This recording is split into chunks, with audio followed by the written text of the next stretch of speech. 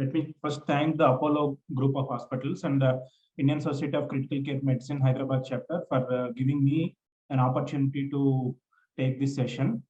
I'm a consultant in critical care medicine, and I also have a background of physician in general medicine. I'm an associate professor in internal medicine as well. The topic I would be taking today is the art of managing a patient with raised intracranial pressure. I purposefully kept the heading as an art of managing rather than the science of managing, because it's a combination of more of an art rather than a mathematics, where you just combine the numbers and manage the numbers. So you need to understand what you're dealing, then you can go and manage the patient. So this is a famous quote from a famous book, which is a personal favorite of mine. Every battle is won before it is actually fought. So if you know the enemy which you are fighting, if you know their strengths and weaknesses, if you're prepared well enough to tackle them, then most of the battle is actually won before you even enter the battlefield. So why is it relevant for us? If you know the complications of raised intracranial pressure, if you know why it is important in a mortality and morbidity of the patient, if you know how to manage the patient, how to recognize before actual complications occur, most of the management part is already done. Okay, it's only following the sequences. So before you go through the actual subject proper, my basic objectives in taking this session are, so a basic case scenario, the common case scenario which we'll be going through in our day-to-day ICU life. Then we'll discussing the brief pathophysiology.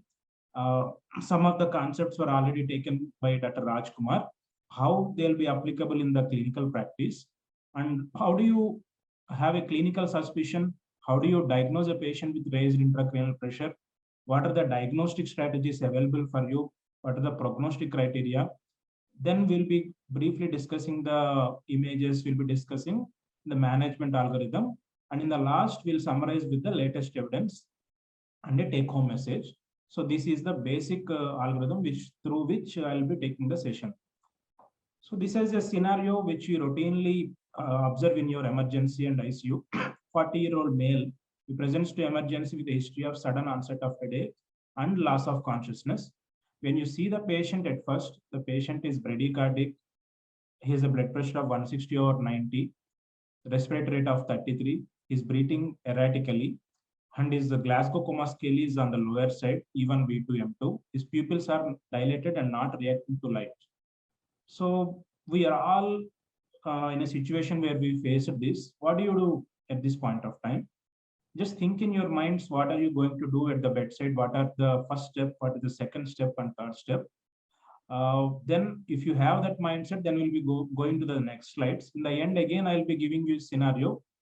Just observe from yourself whether your management strategies have improved your line of thinking. Any raised ICP discussion doesn't go in full without discussing the basic pathophysiology. So we all know skull is a closed space.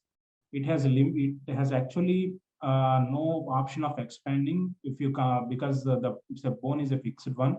We have 3 compartments where the brain tissue, CSF, and blood, 3 of them are there, whereas the brain tissue is the one which is dominating. There are 4 principles you need to understand before going into the discussion proper. One is Monroe-Kelly doctrine, where you discuss the interaction between the brain, blood, and CSF. And when you have one of the compartment which is expanding erratically, then the other compartment has to constrict. Unless otherwise, there won't be space for expansion, and there will be a herniation and the complications of raised ICP. Cerebral compliance is where the unit of expansion or the raise in the pressure for a unit change in the volume in the intracranial compartment.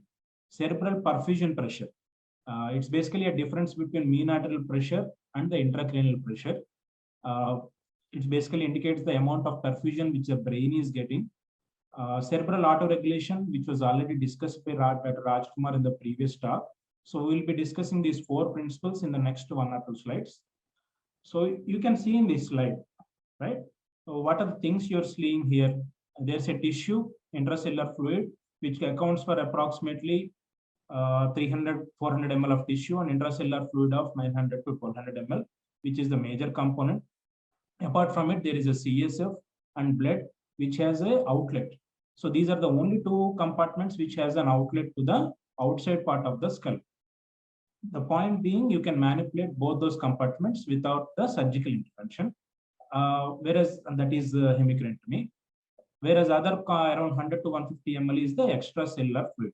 So each of the Monroe-Kelly doctrine states that if you have an expansion in one of the compartment, other compartment has to naturally shrunk down.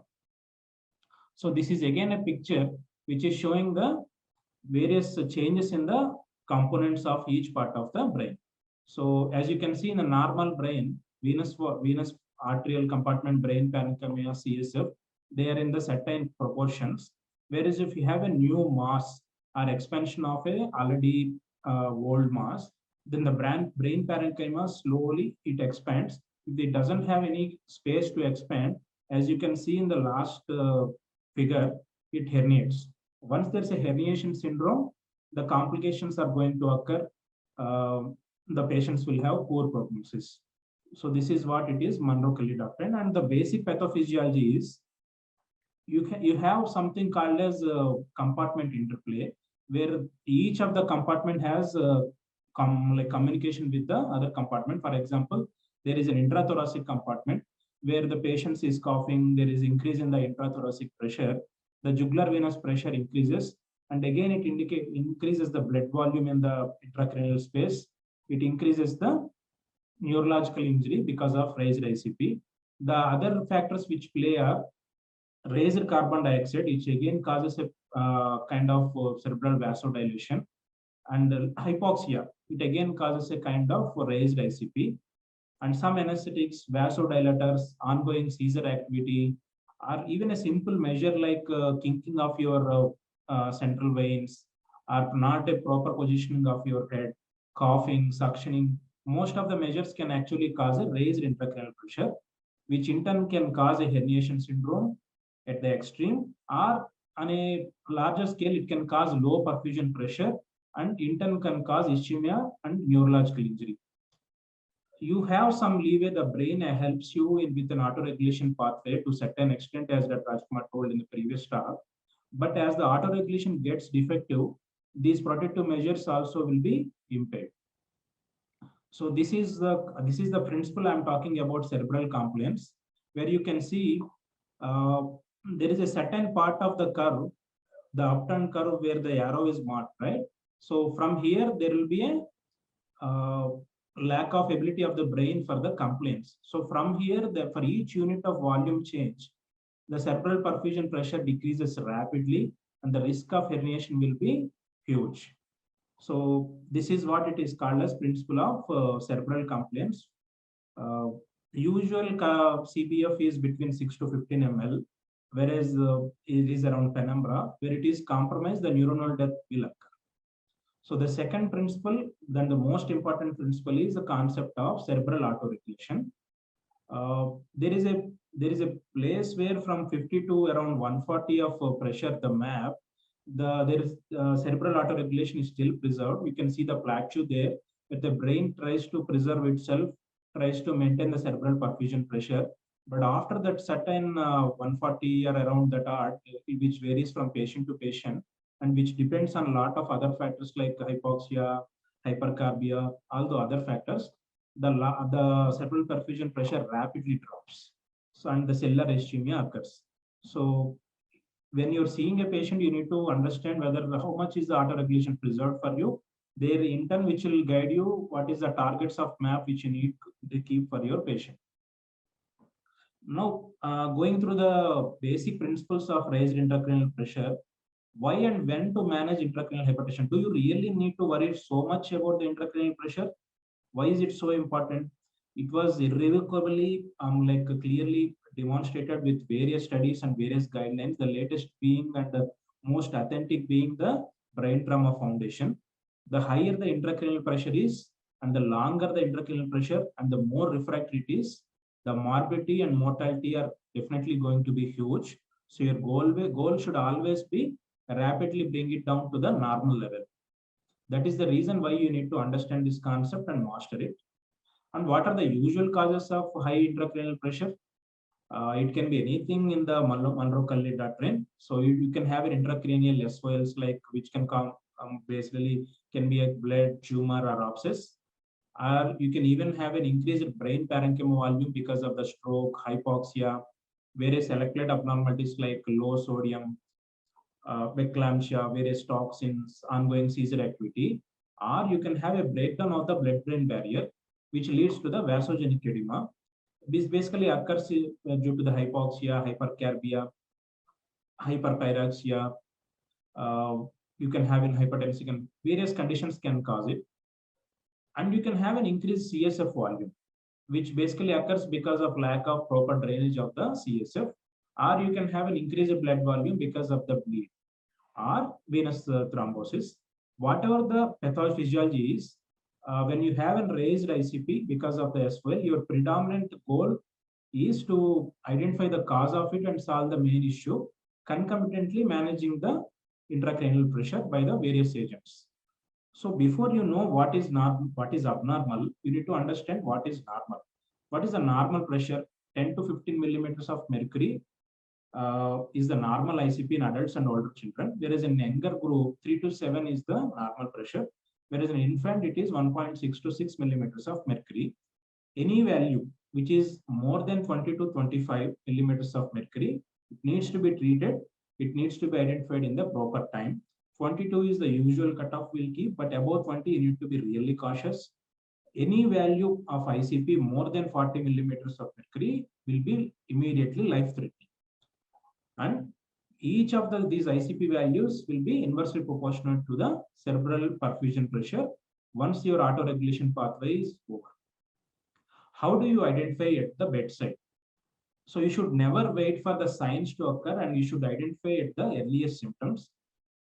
This has been a very difficult thing to identify in the ICU population because many of them will be compromised. They may be sedated, they will be on ventilator with other conditions and all, where signs are more important. But if you have a conscious patient, the patient who is complaining of headache, who is complaining of something of irritability, the patient who is photophobic, these kind of scenarios you need to identify at the early part. And always remember the signs like anisocoria, dilated pupils, and the most famous thing being the Cushing's triad of high blood pressure, bradycardia, erratic breathing. They occur pretty late. You should never wait for the patient to develop Cushing's triad. So you should identify the patient at the symptoms level before you actually have a signs. And once you know that this patient has a setting of maybe some intracranial SOL or a setting of traumatic brain injury who develops kind of like these symptoms or signs, how do you investigate this patient? You have various investigations, but among them, after the clinical suspicion, CT is the most important thing and easily done. It has to be done in every patient if there's a proper indication. And the rest of the investigations, role of MRI will be discussed in the CNS imaging part. Role of ocular ultrasound, sonography, other modalities will be discussed by Dr. Lakshman in the sonography in the ICU. And remember, lumbar puncture should be deferred in the patients with impending herniation until there's a neuroimaging. Should never rush to do the LP. Invasive monitoring, it is very important both in the clinical practice and for your exam part as well. Which are the patients who actually you need to keep on invasive monitoring? Invasive monitoring can be an invasive monitoring like extraventricular drain, intraparenchymal monitor. The indication being salvageable patients with a severe traumatic brain injury, GCS of 3 to 8 after resuscitation, and an abnormal CT scan. ICP should all be monitored in the patients with severe traumatic brain injury despite normal CT scan if you have 2 or more of these following features, like age above 40 years, motor posturing, or if you have a hypotension, systolic blood pressure less than 90. So what are the various modalities of intracranial pressure monitoring? You can have an invasive monitoring and non-invasive monitoring. Non-invasive monitoring, as I told you, to be detailed at the end of the conference in the other talks. Whereas in the other ways of invasive monitoring, you can have an EVD, you can have a ventriculostomy with external ventricular drain. You usually go through the Cosher's point, or you have various other anatomical landmarks which the neurosurgeon keeps in extraventricular drain. Other ways of monitoring are intraparenchymal catheter, subdural catheter, subdural bolts. There are various modalities of measuring it. As you can see, you need to decide on the case-to-case basis, and each unit has a specified way of monitoring the specified protocol of monitoring the ICP. And at our place, we decide from case to case after discussion with the neurosurgeon. EVDs are the one who we usually commonly keep it. And the EVD, the benefit is you can actually use it for the therapeutic purpose as well, where you can drain the CSF to decrease the intracranial pressure. Whereas intraparenchymal catheters, you don't have the risk of infection as high as EVDs, but you have some problems like drift, where the readings slowly change because of the drift of the intraparenchymal catheter, where you cannot use it for the therapeutic purposes. The topic itself is huge. The common 1 or 2 points which I would like to, this is one of the pictures I have taken from the Dick Marks page, where you can see this is how you standardize the extraventricular drain. You keep it through the Kosher points. You make sure that it is in the proper anatomical landmark. Then you have a proximal part, as you can see, where you can sample the CSF, send for the labs, use for the drainage, or instill the medication. Where you have a pressure transducer, you have a connection to the monitor, which will be showing you later on, where you will be seeing the ICP waveforms. Where you can see again, you can have a manometer here, where you can see the number, and it will be connected to the drip chamber, where you can actually set the height of the drip chamber, and you can drain the CSF in the collecting bag.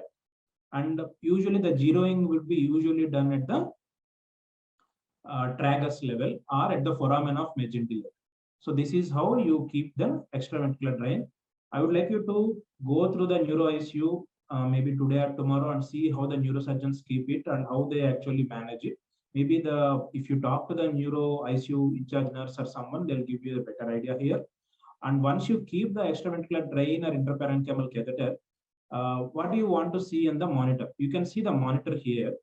You can see the ICP waveforms. Okay, one is a number, and another thing is the waveform.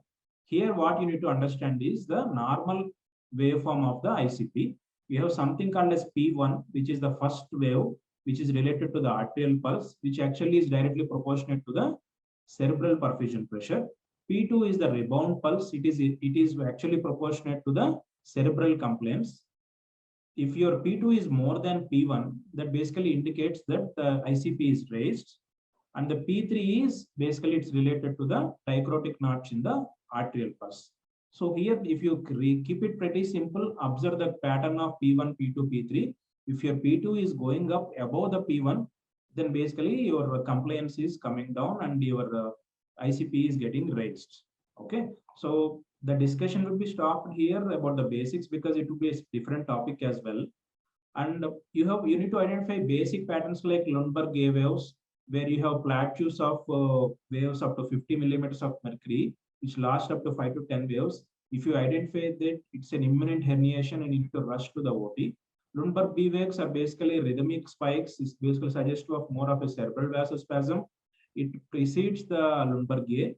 Lundberg C waves basically are the waves which are shown at the end. It's basically a normal CNS homeostasis. So now you understand how to see the waveforms and how to identify the abnormalities. You know how to standardize the ICP waveform. Now you know what to see in the waveforms. What are your targets? You always need to have a goal when you're managing a patient. The goal is treating ICP above 22 mercuries is recommended in patients with severe traumatic brain injury because the value above are directly proportionate to the mortality. And when you're monitoring a cerebral perfusion pressure, it should be more than 60 millimeters of mercury. And it should be tailored to the individual patient. Always it depends on the individual patient. Now we'll be summarizing the management algorithm in the next 5 minutes. So there is something called a staircase approach in the approach of managing the intracranial pressure. What is staircase approach? Staircase approach is basically you have tier 1, tier 2, tier 3 ways of managing a sick patient with raised intracranial pressure. I will be go through them, each of them separately.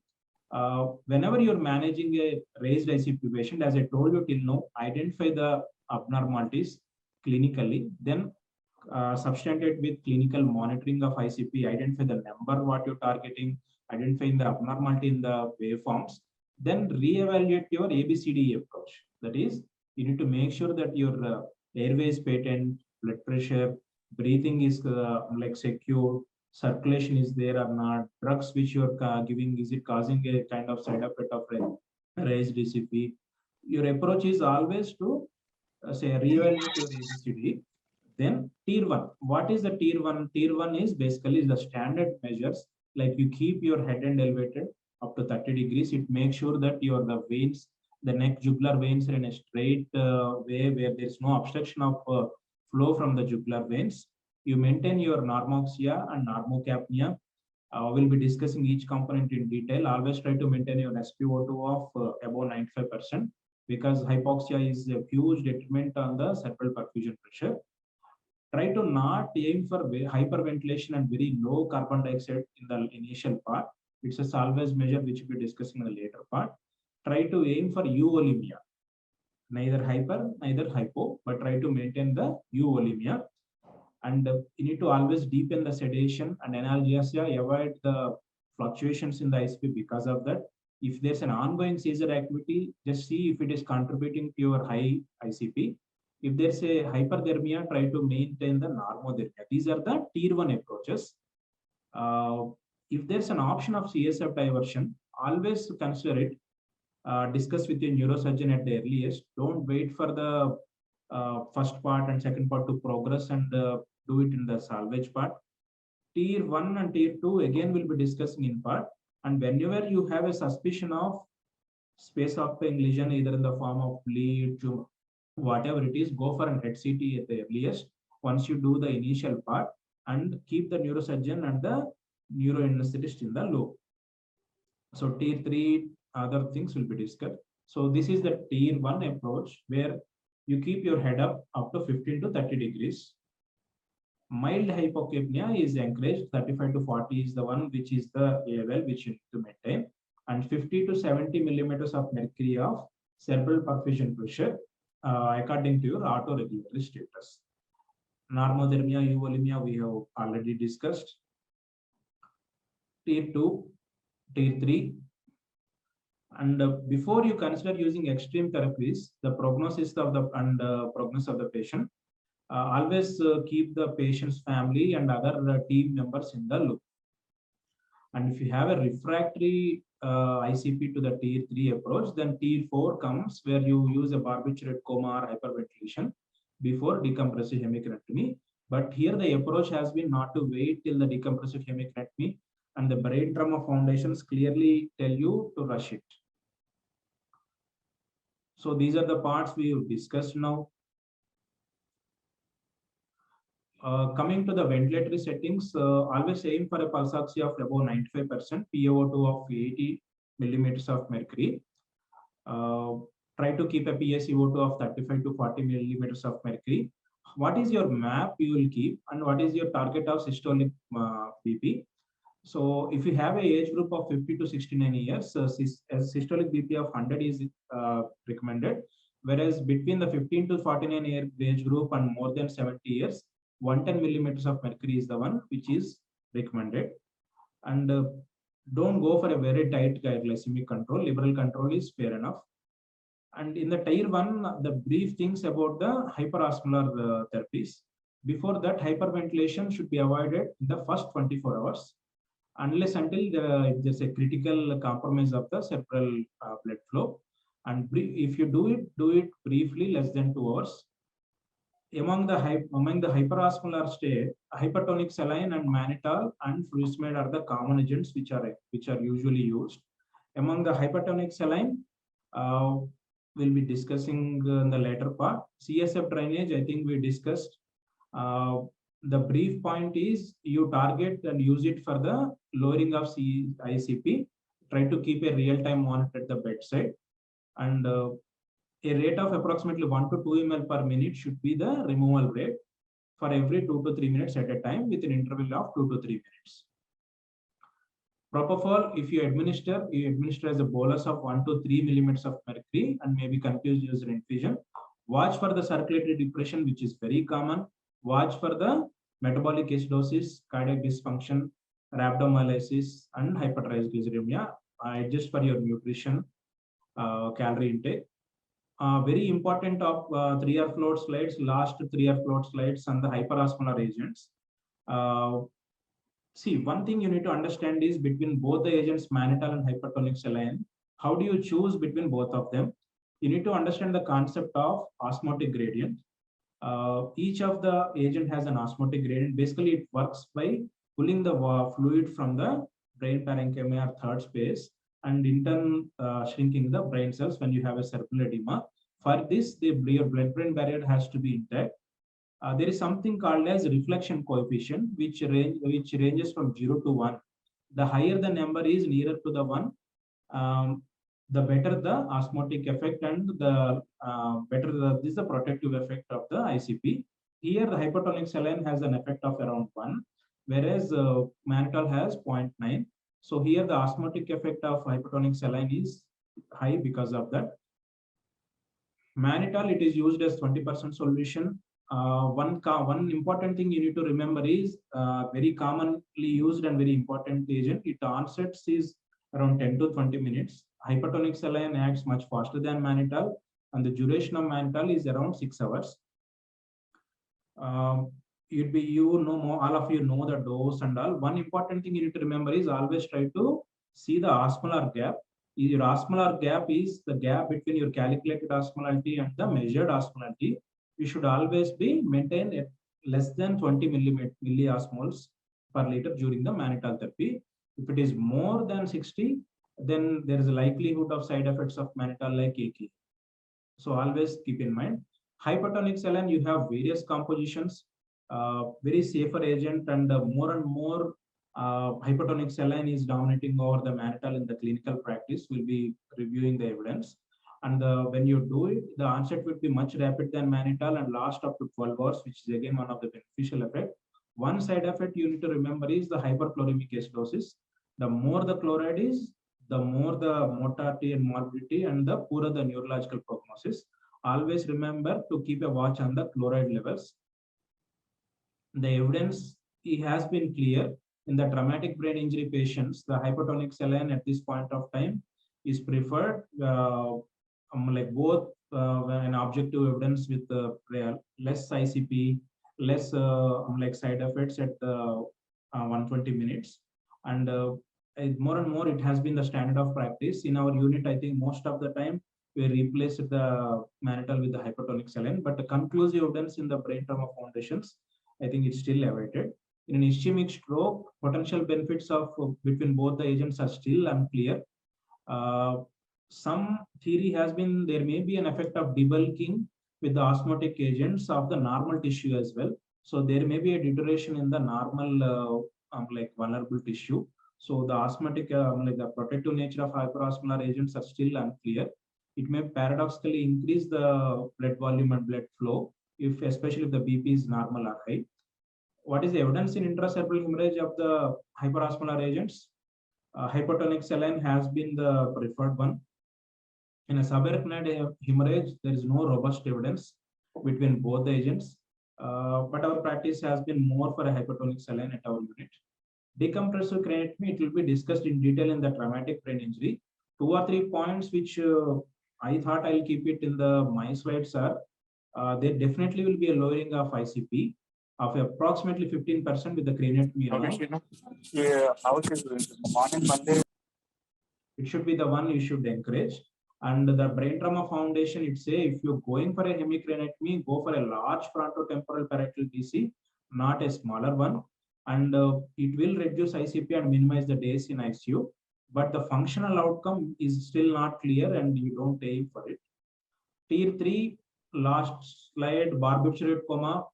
We all know the side effects, but if you have a refractory ICP, go for the barbiturate coma, where you need to continuously monitor EEG, aim for the burst suppression of 5 to 20 seconds. Hypothermia is one of the last resort where you aim for a moderate hypothermia and try to aim for the normothermia initial part. So because we are finishing the talk here, I believe once you see this patient again in the ER, once you heard the lecture, if you have again the same patient, just think in your mind, are you going to approach in the same way? Here, last slide, the summary is, you have various options in the treatment of, this is the take home message basically, the picture which is showing you, you have various ways of dealing with the raised ICP. Most the dimension of the therapy, you have various ways. So always identify in which stage of the which stage of the raised ICP is your patient. Go aggressive in your management. Try to aim for the normocapy in the initial part rather than hyperventilate aggressively. Is it unless until it is still required. Temperature control, aim for the normothermia, and therapeutic hypothermia comes in the last part.